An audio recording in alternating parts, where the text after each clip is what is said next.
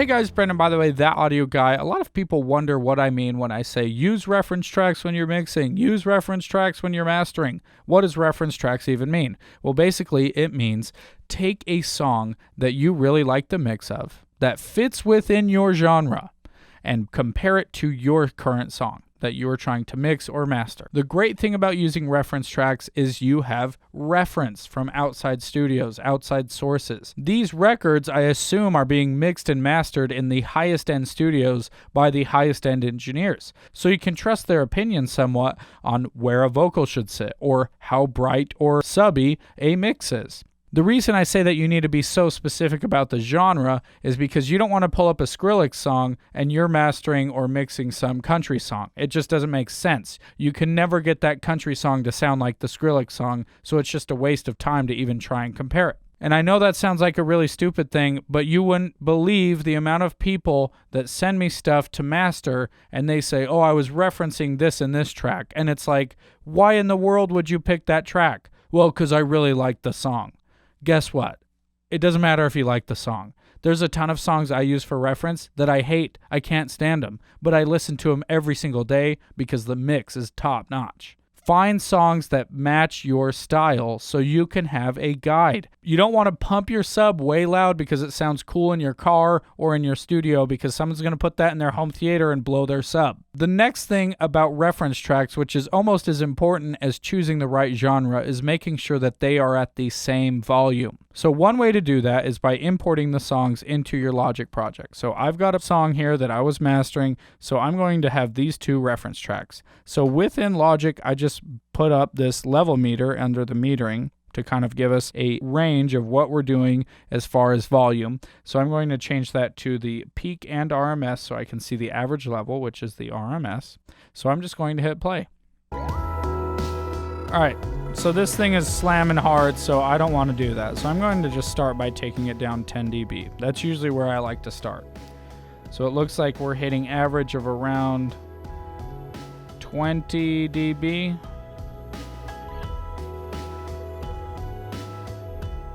Yeah. So now we're going to go to this other song, Crimes of the Future, do the same thing, pull down 10 dB. So you can tell that's a lot quieter, so let's bring that guy up. All right. So that's a pretty fair comparison. And here is our track. Okay, way quiet, so let's bump that up a little bit. I'm going to use the gain here in Logic, so I'm just going to increase that. This is the clip gain.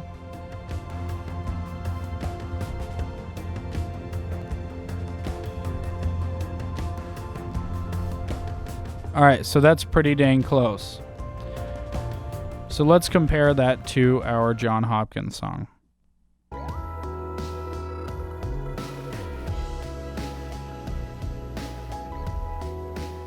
Looks like John Hopkins is actually a little bit quieter than our track. So we will bump that down a little bit. Now there's other kinds of meters you can get. You notice that I have span, Voxengo span right here, which is free. I don't like to use that metering as much. My personal preference is Insight by Isotope, but that is really expensive. So if you're doing this as a hobby or just starting out, this works just fine. So now that we've got our tracks in a relatively similar spot, we have now a fair game for comparing how they sound. You can't compare something if it's not on the same volume level.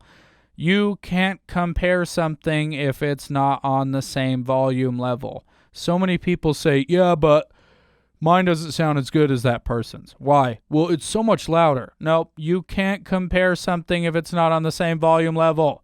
I can't stress that enough. You have to make sure your reference tracks are always at the same volume as your mix, as your master, or else you won't get accurate representations of where you should be hitting for your mixes. By increasing the volume even 0.5 dB, it will change your perception of the sound, and their mix will immediately sound wider, brighter, clearer, fatter, punchier. It's just human nature that when you hear louder sounds, your body is more stimulated. I don't know why, it just is. Always volume match your reference tracks. Remember the two things. 1, always pick a reference track that fits within the genre and style. And 2, always volume match your reference tracks. So once you have your volume matched in a ballpark area, then I like to start observing on my EQ spectrum. So in this case, again, I said I have Voxengo span. I have it on the master setting, which is a slower response, so it kind of gives general curves rather than really specific ones. So what that means is it's saying, okay, oh, it's nice and smooth, whereas on the default, it's really pokey. And I don't really want to know that. I want to know kind of what the general areas are.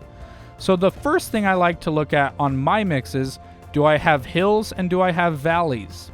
Okay, so I've got a hill here and kind of a hill here that keeps popping up, really big valley and then really big slope. So by both the graph and my ears, I know that this song is naturally a little bit muddy. So that is something I want to keep in mind as I compare to my reference tracks. So then let's head to my John Hopkins song.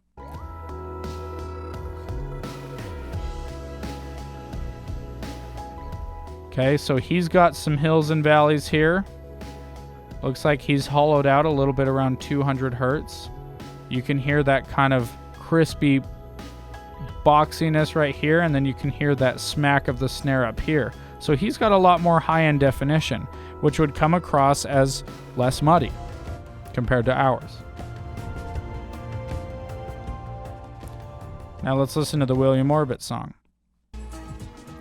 So this is an older mix, but there are elements about this mix that I like. I like the clarity and the openness. I wasn't necessarily aiming for the thickness of this song, but this one is a lot more balanced out. So I want to aim for something kind of in the middle between these two. I like elements of this and elements of this. One thing that you need to remember when you're using reference tracks is you don't want to go out and copy everyone's mix. A lot of people I know like to use EQ match and things like that, but in my opinion, I just think that's really boring. Why would we go out and use reference tracks to try and recreate the exact same sound that someone else was doing? I'm guilty of this myself. I've spent a lot of time thinking, man, I just need to get one more little dB boost in that knock area on my kick so my kick can sound just like theirs. But guess what? Why would I want my kick to sound like theirs? Because their song isn't my song, and my song doesn't fit the context of their kick. So why am I trying to put that kick, why am I trying to put that snare into my song? So with the hills and the valleys, I like to analyze and say, okay, here's where my song's at. Here is where their song is at, EQ-wise. Because remember, with mastering, you first start out with listening, and then you start looking at EQ while you're still listening, and then look at EQ again, and analyze, okay, where am I at? Where would I like to end up? Where's the happy medium between these two reference tracks that I really like? Grab a notepad, write down, okay, track A, I really like blank, blank, and blank. I feel like my track can use a little bit more of that character. Reference track B, I really like the way they did the kick in combination with the bass, and I feel like my song really kind of fits that same vibe, so I'm going to do the same thing. I'm going to shoot for that same thing. What are they doing that works? These are things that you need to start thinking about as you get into the mastering stage. I hope you've already thought about them and planned throughout your mixing stage, but on these final tweaks and polishings, this is the area that I just sit and listen. I really enjoy it. This is a part of mastering I really look forward to because I get to listen to some good music and analyze what I admire about these engineers. And you should do the same thing. Subscribe to the YouTube channel, sign up for my email list where I will send you exclusive content that I only send to the people on that list, and head over to itsthatAudioguy.com, and I will see you guys soon.